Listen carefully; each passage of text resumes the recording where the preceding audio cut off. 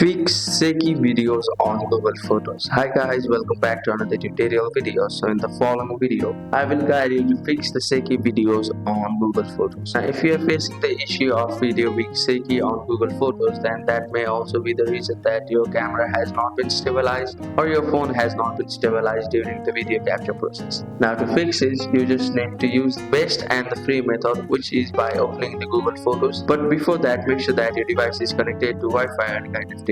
So after that, you just need to open the Google Photos, and after that, you just need to select the video which is a bit shaky. So I'll simply open this video. So after simply opening this video, here you will see the option of share, edit, add to, and pin at the very bottom. So click on the option of edit, and from here you'll see the option of auto, crop, adjust, filters, mute, speed, music, and all of it. You just need to click on the first option which is auto. So if you click on the option of auto, here you'll see the option of enhance and stabilize. So click on the option of stabilize, and after a few moments your video will be stabilized, and here you'll be able to fix the issue of video being shaky. That's it. That's our fix shaky videos on Google Photos. Thank you for watching the video. Please don't forget to like the video and subscribe to our channel. Thank you.